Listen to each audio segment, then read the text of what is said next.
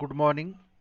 आजच्या या सेशनमध्ये आपण व्यावसायिक अर्थशास्त्राचा अर्थ, व्यावसायिक अर्थशास्त्राची व्याख्या आणि व्यावसायिक अर्थशास्त्राचे स्वरूप याविषयी चर्चा करणार आहोत.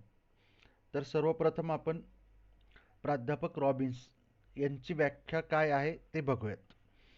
प्राध्यापक रॉबिन्स यांच्या व्याख्येनुसार अमर्याद गरजा आणि मर्यादित व पर्यायी उपयोगाची दुर्मिळ साधने यांचा मेळ घालण्यासाठी मनुष्याकडून जी वर्तणूक केली जाते त्या वर्तणुकीचा अभ्यास करणाऱ्या शास्त्राला अर्थशास्त्र असे म्हणतात.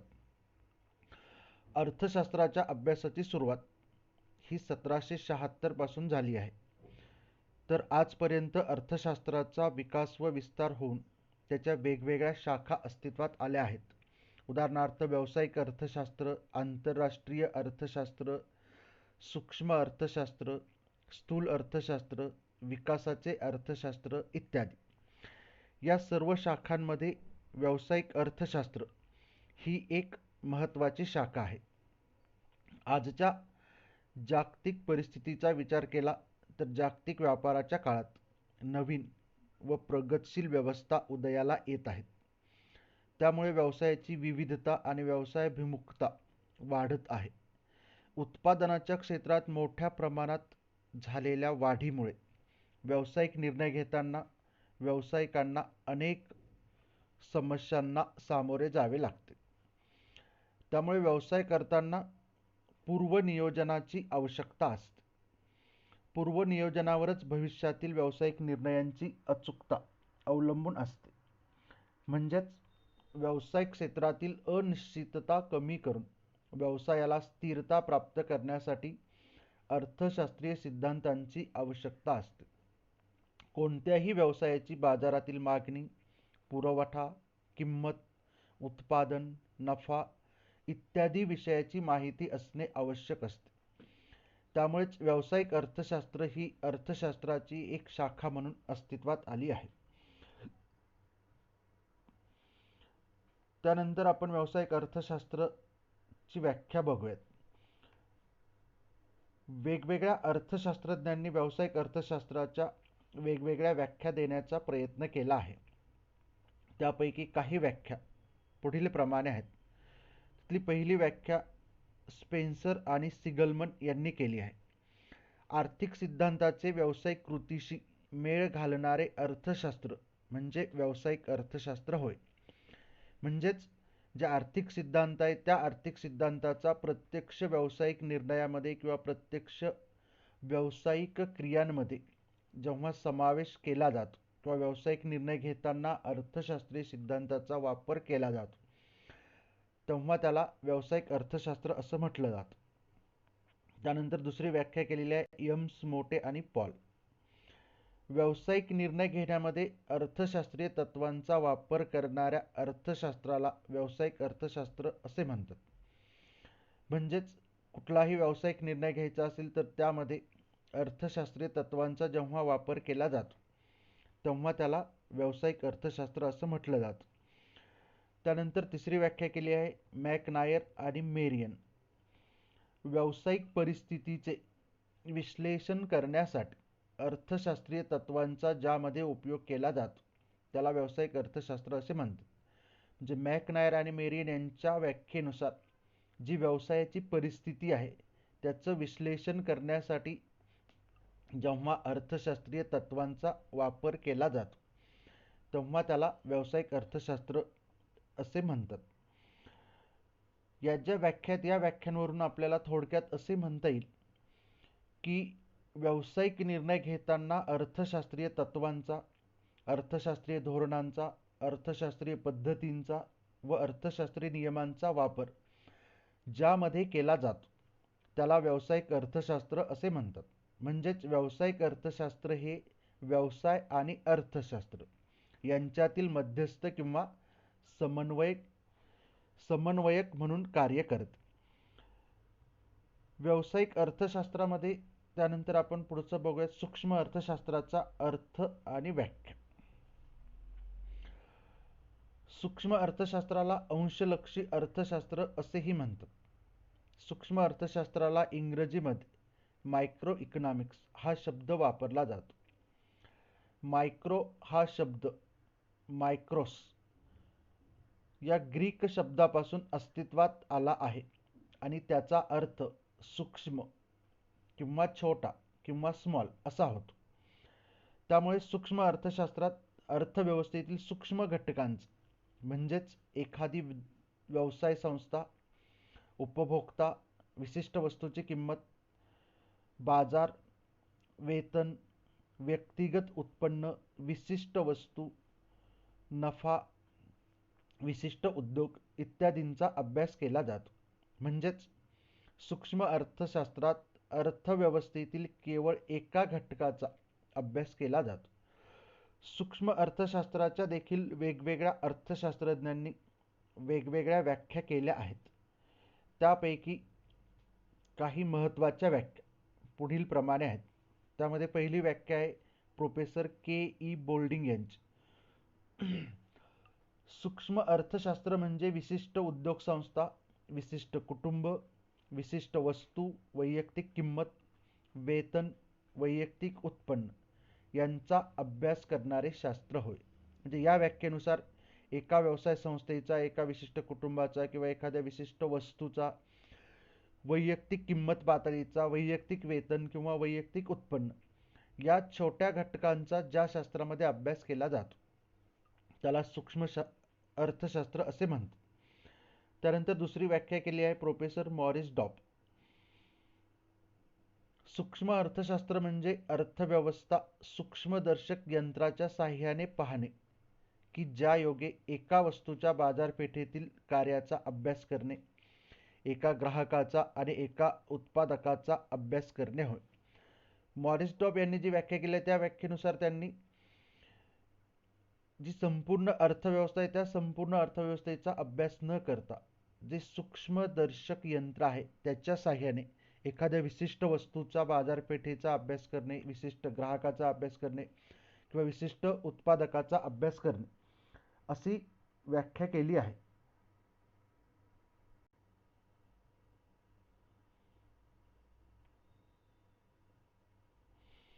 तर या व्याख्यांवरून आपल्याला थोडक्यात असे म्हणता येईल की एक व्यक्ती, एक कुटुंब व एक व्यवसाय संस्था या अर्थव्यवस्थेतील लहानात लहान घटकांचा किंवा त्यांच्या आर्थिक वर्तणुकीचा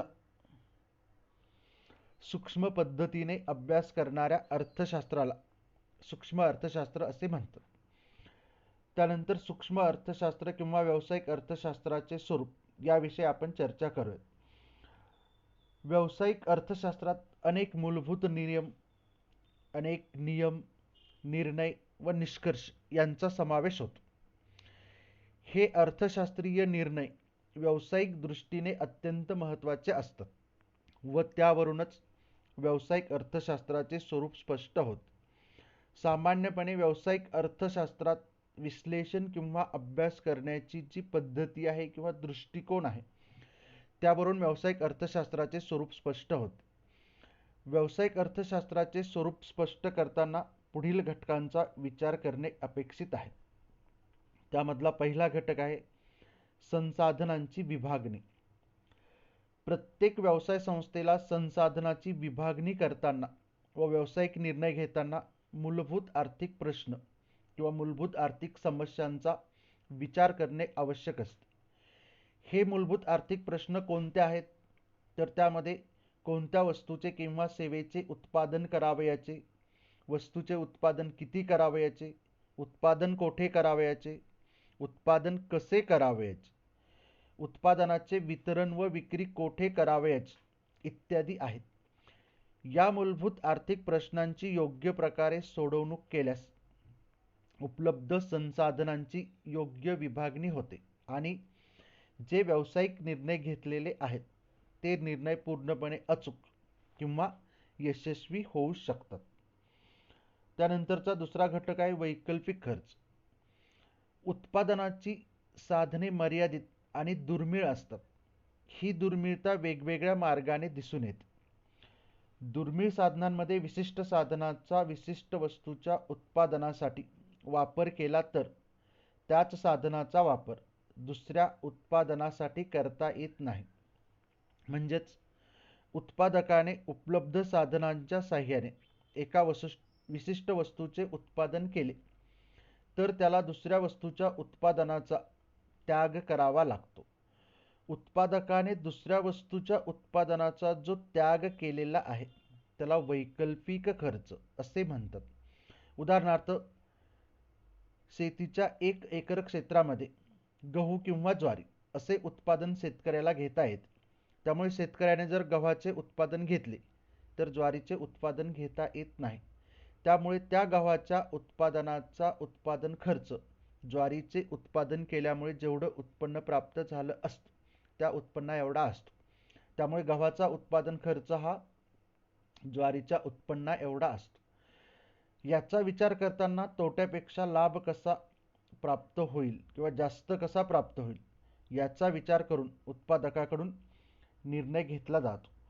त्यानंतरचा तिसरा घटक आहे घटते सीमांत फल. उत्पादनाचे घटक आणि उत्पादन यांच्यातील जो कार्यात्मक संबंध असतो त्याला उत्पादन फलन असे म्हणतात. उत्पादन घटकांचे प्रमाण समान प्रमाणात वाढविल्यास एका विशिष्ट बिंदूनंतर उत्पादनात घट होते. घटत्या उत्पादन फलामध्ये असे निदर्शनास येते की उत्पादन घटकांची संख्या वाढल्यास त्यांच्या कार्यक्षमतेवर मर्यादा येऊन उत्पादनात घट होते. घटत्या सीमांत फलामध्ये अल्पकाळात बदलत्या प्रमाणाचा नियम आणि दीर्घकाळात उत्पादनाचा प्रतिफल नियम यांचा समावेश होतो. त्यानंतरचा चौथा घटक आहे सीमांत विश्लेषण. व्यवसाय संस्था व उपभोक्ता किंवा ग्राहक यांना अनेक आर्थिक निर्णय घेण्यासाठी सीमांत विश्लेषण उपयुक्त ठरते. प्रत्येक उपभोक्ता आपले महत्तम समाधानाचे उद्दिष्ट साध्य करण्यासाठी वस्तूची किंमत आणि त्या वस्तूपासून प्राप्त होणारी सीमांत उपयोगिता याचा विचार करतो. तर प्रत्येक उत्पादक उत्पादन करताना उत्पादन घटकांना दिला जाणारा मोबदला आणि उत्पादन घटकांची सीमांत प्राप्ती उत्पादकता यांचा विचार करून महत्तम नफ्याचे उद्दिष्ट साध्य करण्याचा प्रयत्न करतो. त्यानंतरचा पाचवा घटक आहे व्यावसायिक उद्दिष्टे. महत्तम नफा प्राप्त करणे हे व्यवसाय संस्थेचे मूलभूत किंवा प्राथमिक आणि एक परंपरागत उद्दिष्ट असते. त्यामुळे प्रत्येक व्यवसाय संस्था नफा मिळवण्याच्या हेतूनेच प्रयत्न करताना दिसून येते. व्यवसाय संस्थेच्या नफ्यावर व्यावसायिक निर्णयांचा परिणाम होतो.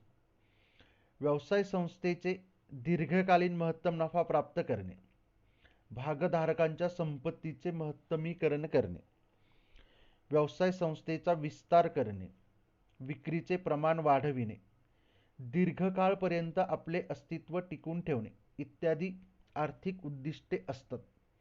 या आर्थिक उद्दिष्टाबरोबरच राजकीय सत्ता किंवा प्रतिष्ठा प्राप्त करणे, सामाजिक जबाबदारीच्या दृष्टिकोनातून लोककल्याणकारी कार्य करणे, कर्मचाऱ्यांची सदिच्छा प्राप्त करणे इत्यादी आर्थिकेतर उद्दिष्टे देखील असतात. त्यानंतरचा घटक आहे वेळेचे नियोजन. अर्थशास्त्रात व्यवसाय संस्थेला वेळेचे किंवा कालावधीचे नियोजन करणे आवश्यक असते.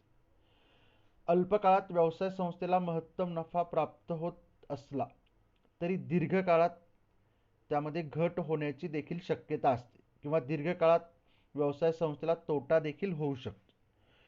त्यामुळे सातत्याने आणि नियमितपणे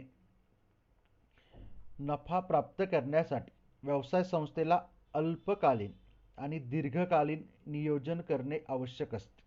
कारण व्यवसाय संस्थेला जर अतिरिक्त नफा प्राप्त होत असेल तर उत्पादन क्रियेत समाविष्ट असलेले उत्पादन घटक आपल्या मोबदल्यात वाढ करण्यासाठी मागणी करतात आणि त्यासाठी संप, मोर्चे, निदर्शने, कामबंद आंदोलन इत्यादी वेगवेगळ्या मार्गांचा अवलंब करतात.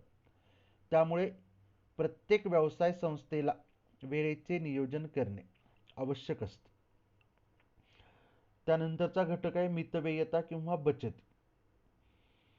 व्यवसाय संस्थेला आपल्या आकारमानात वाढ केल्यामुळे जे फायदे प्राप्त होतात त्याला मितव्ययता किंवा बचती असे म्हणतात. म्हणजे व्यवसाय संस्थेने आपल्या उत्पादनात वाढ केली असेल तर व्यवसाय संस्थेला काही फायदे प्राप्त होतात आणि त्या फायद्यांना मितव्ययता किंवा बचती असे म्हणतात. व्यवसाय संस्थेला स्वतःच्या आकारमानात वाढ केल्यामुळे जे फायदे प्राप्त होतात त्याला अंतर्गत मितव्ययता असे म्हणतात. तर इतर व्यवसाय संस्थांच्या स्थापनेमुळे व त्यांच्या आकारमानात होणाऱ्या वाढीमुळे जे फायदे प्राप्त होतात त्याला बाह्य मितव्ययता असे म्हणतात. व्यवसाय संस्थेच्या वाढीमुळे व्यवसाय संस्थेला काही तोटे किंवा अमितव्ययता देखील सहन कराव्या लागतात. उदाहरणार्थ वायू प्रदूषण, जल प्रदूषण, ध्वनी प्रदूषण, अस्वच्छतेची समस्या, मूलभूत सुविधांचा अतिवापर इत्यादींमुळे व्यवसाय संस्थेला आपले उत्पादनविषयक धोरण निश्चित करताना सामाजिक व पर्यावरणीय हानी होणार नाही याची दक्षता घ्यावी लागते. त्यासाठी काही खर्च देखील त्या व्यवसाय संस्थेला करावा लागतो. असा जो खर्च व्यवसाय संस्थेला करावा लागतो त्याला बाह्य खर्च असे म्हणतात. तर अशा प्रकारे वरील वेगवेगळ्या घटकांच्या साहाय्याने व्यावसायिक अर्थशास्त्राचे किंवा सूक्ष्म अर्थशास्त्राचे स्वरूप स्पष्ट होते.